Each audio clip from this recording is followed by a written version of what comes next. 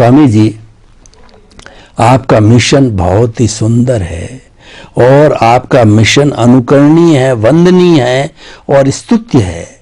इस मिशन को अगर हमारी सरकार जो है इसको भी तवज्जो दे, क्योंकि यह किसी सेक्युलर सिस्टम से जुड़ा हुआ है, ये किसी भी धर्म से नहीं, और हमारे कॉन्स्टिट्यूशन की जी भी मर्यादा है कि वह हमारा कॉन्स्टिट्यूशन सेक्युलर है।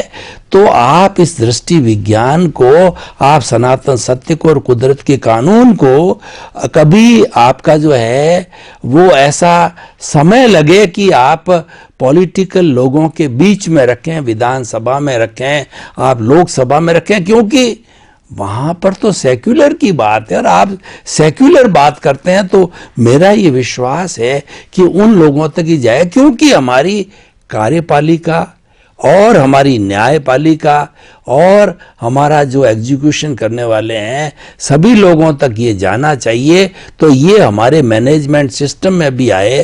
तो मैं क्या कहना चाहता हूं कि अध्यात्म विज्ञान हमारे जीओ है, एनजीओज हैं, और हमारे जितने जितने सिस्टम, कॉलेज, यूनिवर्सिटियां वगैरह चल रहे हैं, तो आप कोई एक इस तरीके का कैप्सूल बताइए और उसको डेवलप कीजिए आपके दिमाग के अंदर कि वो उन लोगों तक जाए, क्योंकि हमें इसको फैलाना पड़ेगा, हमें वहाँ भेजना पड़ेगा। तो शैक्षणिक संस्थाओं के अंदर किस तरीके से ये जा सकता है, तो थोड़ा सा इसमें भी कोई दिमाग के अंदर आपकी कोई प्लानिंग हो, कोई विचारधारा हो, तो कृपया थोड़ा सा खुलासा कीजिए। मेरी भावना तो है, बहुत बड़ी भावना है, विश्व के लिए, भारतवर्ष के लिए भी और विश्व के लोगों के लिए भी। मेरी भावना यह है कि यह अध्यात्म विज्ञान के माध्यम से ही मैं पूरे विश्व को एक नया मार्ग, नई राह, नई सोच देना चाहता हूँ। जो राह, जो मार्ग, जो सोच है वो सबके लिए उत्तम नहीं सर्वोत्तम है।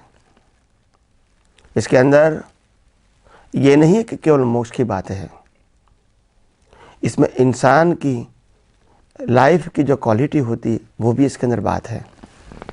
तो मेरा जो आध्यात्म विज्ञान मेरा मूल सब्जेक्ट तो है ही, उसके अलावा मैं पूरे भारतवर्ष को और विश्व को जीवन जीने की एक भेंट देना चाहता हूँ। ये भेंट 4 बातों के ऊपर आधारित होगी। ये 4 बातें हमारे मानव जीवन के साथ जुड़ी हुई है, हमारे प्रैक्टिकल लाइफ के साथ जुड़ी हुई है, प्रत्येक व्यक्ति के साथ जुड़ी हुई है।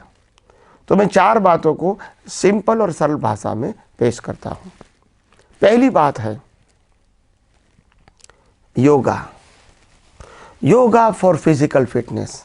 हर व्यक्ति को फिट रहना ये उनके जीवन की आवश्यकता है। ये कोई धर्म संप्रदाय, भगवान, गुरु या देश की बात नहीं है।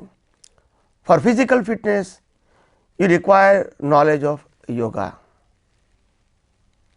तो योगा के अंदर फिजिकल फिटनेस आएगी, ब्रीदिंग एक्सरसाइज भी आएगी, और ये सब कुछ आप घर पे बैठे कर सकते हैं, सुन सकते हैं, समझ सकते हैं और कंटिन्यूस कर सकते हैं। उनके लिए कोई पैसा या इंस्ट्रूमेंट की रिक्वायरमेंट नहीं रहेगी।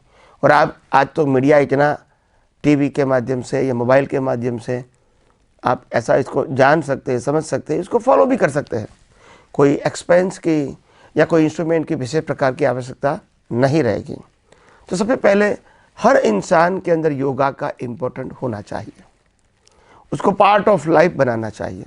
ऐसा नहीं कि मैं करूँ न करूँ, मेरी मर्जी है तो करूँ, ऐसा नहीं। पार्ट ऑफ लाइफ, जैसे श्वास लेना है, खाना है, पैसा कमाना है, सोना है, ऐसे योगा भी करना ही है for physical fitness, to maintain your health. Second thing is meditation. आज पूरे विश्व के अंदर और भारतवर्ष के अंदर भी हर व्यक्तियों को मानसिक शांति चाहिए, क्योंकि तनाव है,